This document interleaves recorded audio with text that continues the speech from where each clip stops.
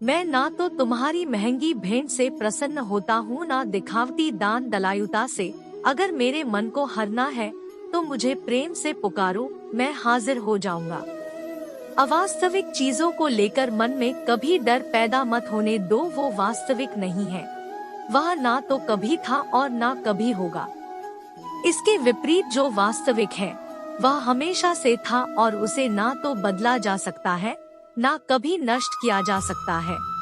जो मनुष्य किसी अच्छे काम में लगा हुआ होता है, आने वाले समय में उसका अंत कभी बुरा नहीं होता है। मनुष्य अपनी 3 प्रमुख कृतियों द्वारा नरक के द्वारा पर पहुंचता है। वे तीनों कृतियां काम, क्रोध और लोभ है। मनुष्य का समस्त निर्माण उसके विश्वास के फलस्वरूप होता है। जैसा वह सोचता है उसी के अनुरूप वह बनता है। परिवर्तन इस संसार का नियम है। एक नजर में तुम असीम संपत्ति के मालिक बन सकते हो, दूसरी नजर में तुम दरिद्र बन सकते हो। एक इंसान के रूप में इस धरती पर तुम्हारे कुछ कर्तव्य हैं। अनिवार्य रूप से अपने कर्तव्य को निभाओ। किसी से सच्चा प्रेम होना शुद्धता और दिव्यता का प्रतीक है। जो कुछ भी हुआ है उसमें तेरा कोई योगदान नहीं है, इसलिए तुम्हारी सारी परेशानियां व्यर्थ है। हर चीज की शुरुआत मुझसे होती है और खत्म भी मुझ पर आकर ही होती है। इंद्रियों से मिलने वाला सुख सच्चा नहीं होता है। इंद्रियों का सुख पहले तुमको अमृत की मिठास देगा, लेकिन बाद में तुम्हारा विनाश कर देगा। तुम अपने जीवन को सार्थक बना सकते हो, लेकिन इसके लिए तुम्हें मेरी शरण में आना पड़ेगा। अगर तुम्हें मेरी बातें अटपटी लगती है तो तुम्हें अपने नजरिए को बदलने की जरूरत है। अभी तुम चीजों को उस तरह से नहीं देखते हो जिस तरह मैं देखता हूँ। अगर एक बार तुमने मुझ पर विश्वास कर लिया तो तुम्हें जीवन में कभी निराश होना नहीं पड़ेगा। एक बार जो मुझ पर विश्वास करता है उसको मैं कभी छोड़ता नहीं हूँ। जो मेरे भक्तों के साथ धोखा करता है उसके लिए मैं सबसे बड़ा शत्रु हूँ। अगर किसी ने मेरे भक्त को एक बार भी धोखा दिया तो जन्मों जन्मों तक मैं उसका उद्धार नहीं करता हूँ। इस देवत्व का सर्वोच्च मैं हूँ, सब कुछ मुझ पर निर्भर है। अगर तुमने मेरे बारे में जान लिया तो तुम्हारा कल्याण निश्चित है। मैं हर दिल को एक मंदिर की तरह देखता हूँ। जो दिल जितना सुंदर होता है वहाँ मैं उतना ही अधिक ठहरता हूँ। भगवान श्री कृष्ण के चरण कमल इतने पवित्र हैं कि जो कोई उनकी शरण लेता है तुरंत शुद्ध हो जाता है। इस दुनिया में तुम प्रेम सभी से करो, लेकिन पूर्ण रूप से विश्वास किसी पर मत करो। अगर तुमको भरोसा करना है तो केवल कृष्ण पर करो। मन बड़ा चंचल है, इसलिए अपने मन को स्थिर रखो, उसको कभी व्यथित मत होने दो। आपने जो कुछ भी किया वह आपके साथ एक दाग की तरह चलेगा, इसलिए अपने कर्म में शुद्धि लाओ। बुरे विचार मन को दुखी और परेशान कर सकते हैं, लेकिन जब आप कृष्ण में विश्वास करते हैं तो कृष्ण स्वयं आपकी सब परेशानियां दूर करने आते हैं। मैंने अभी तक तुम्हारे शरण में आने के प्रस्ताव को स्वीकार नहीं किया है, क्योंकि तुमने अभी तक पूर्ण रूप से समर्पण नहीं किया है। जब तुम शुरुआत करोगे तो स्वाभाविक रूप से तुमको असफलता मिल सकती है। कई बार तुमको गिरना भी पड़ सकता है, लेकिन इसका मतलब यह नहीं होना चाहिए कि तुम उस काम को करना छोड़ दो। एक समय आएगा जब तुम परिपूर्ण हो जाओगे और तुम्हारे सभी काम सफल हो जाएंगे। इस काम में मैं हमेशा तुम्हारे साथ खड़ा रहूंगा। मैं तुम्हारे हर छोटे बड़े कर्म में साथ दूंगा। तुम्हारा जो दिल करे उसको करो, लेकिन नम्रता और सरलता के साथ करना, अहंकार के साथ नहीं।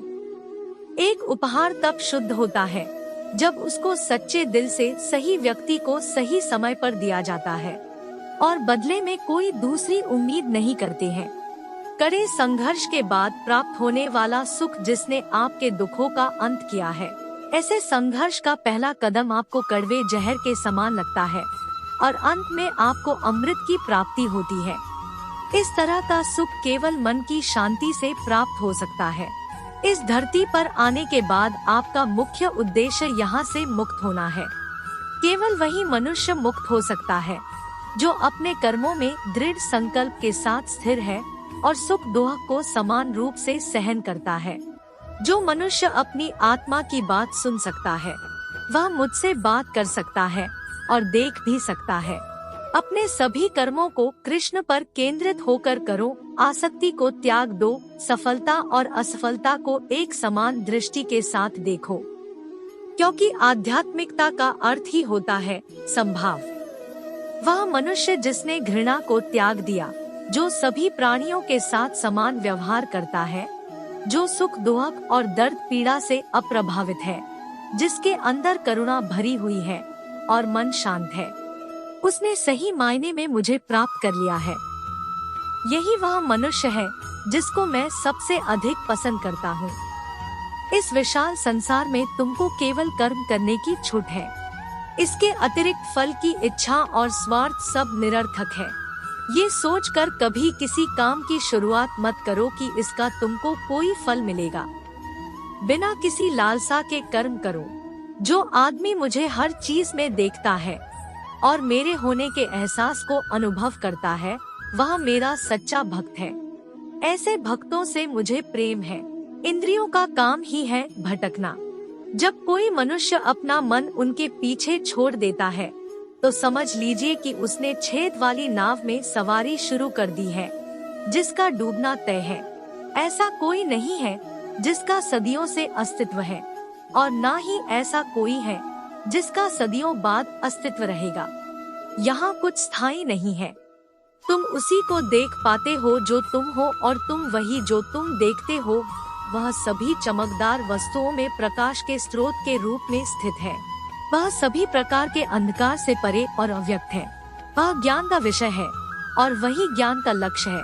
वह सबके हृदय में विराजमान है। मैं सभी के घरों में निवास करता हूँ। मेरी ऊर्जा सभी जगह समान रूप से वितरित है। जो मुझे पहचान लेता है, उसको मैं भक्ति रस प्रदान करता रहता हूँ। मैं सर्वनाश कर सकता हूँ। मेरे रुकने की वजह मेरे भक्त हैं। जिस दिन मेरे सभी भक्त मर जाएंगे, मैं सर्वनाश कर दूंगा।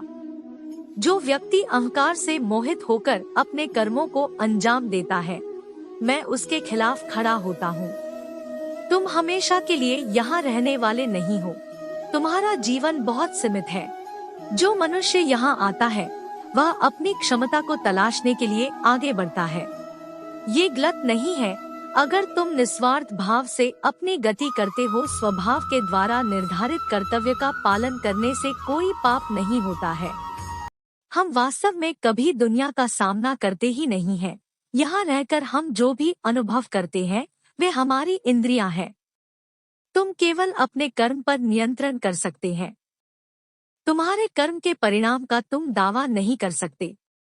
हारने का डर, असफलता का भय, कर्मों के साथ भावना जोड़ना सफलता की सबसे बड़ी बाधा है। ये विचार मन को अस्थिर कर आपकी क्षमता को लुटता है। स्वार्थ से जुड़े कर्म आपको दुनिया में कैद करते हैं। व्यक्तिगत लाभ के बारे में नहीं सोचे और निस्वार्थ भाव से काम करें। अपनी इच्छा शक्ति से खुद को नया आकर दो। अपने आप को कभी स्वेच्छा से नीचा मत होने दो। बुद्धिमानी तुम्हारी चेतना को एकीकृत करती है और कर्म के फल के प्रति आसक्ति को त्यागने में मदद करती है। दूसरों के सुख दुख पर कोई यदि इस प्रकार प्रतिक्रिया देता है जैसे वे उसके अपने हैं, तो उस व्यक्ति को सच्चा आध्यात्मिक मान सकते हैं। मैं हर समय से यहाँ पर था। ऐसा कोई समय नहीं है जब मैं यहाँ नहीं था। मैं समस्त भूत में भी विद्यमान था और समस्त भविष्य में मेरा विद्यमान रहेगा। दुनिया का सबसे बड़ा पापी अगर समर्पण के साथ मेरी सच्ची उपासना करे तो मैं उसको भी शुद्ध कर देता हूँ। वे लोग जो केवल कर्म के फल की इच्छा से प्रेरित होते हैं, वे अक्सर दुखी रहते हैं। जब किसी की चेतना एक हो जाती है, तो उसकी सारी व्यर्थ चिंताएं पीछे छूट जाती है। फिर उसको किसी वजह की चिंता नहीं होती है। चाहे चीजें अच्छी हो या बुरी, वह सदा एक सा रहता है। जो लोग अपनी आत्मा से भली भांति परिचित है, वे इंद्रियों पर पूरी तरह से नियंत्रण रखते हैं। अपने भूत की घटनाओं पर चिंतित होना व्यर्थ है। तुम ना तो अपने भूत को बदल सकते हो, ना अपने भविष्य की कल्पना कर सकते हो। तुम केवल चिंतित हो सकते हो, जो पूरी तरह से अर्थहीन है।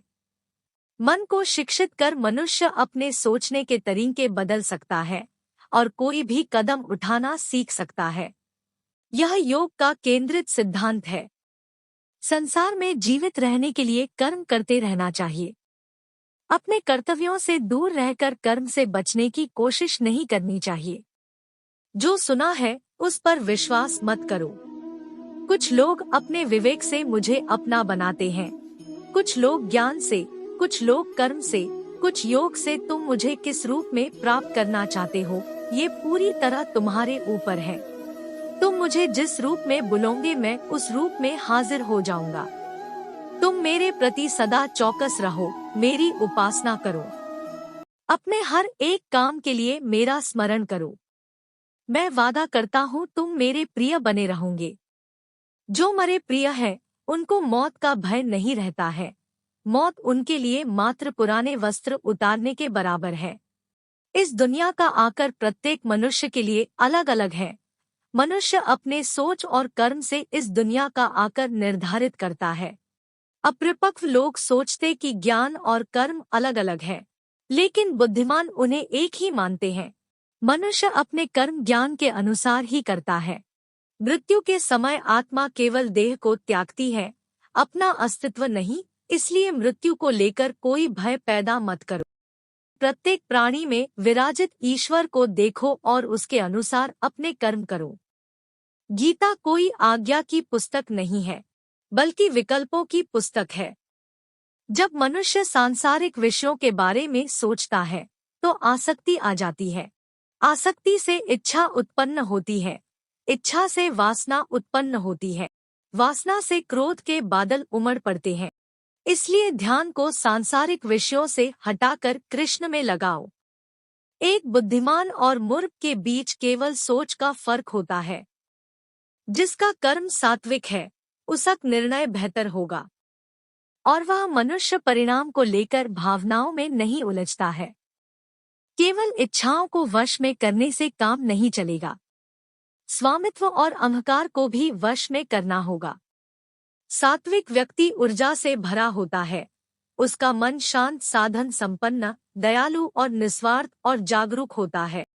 जो बिना मेहनत के बहुत कुछ हासिल कर लेता है, एक समय वह सबसे बड़ा पंगु बन जाता है। मनुष्य भाग्य को अपने हाथ में ले सकता है। वह अपने कर्म के प्रति जिम्मेदार है।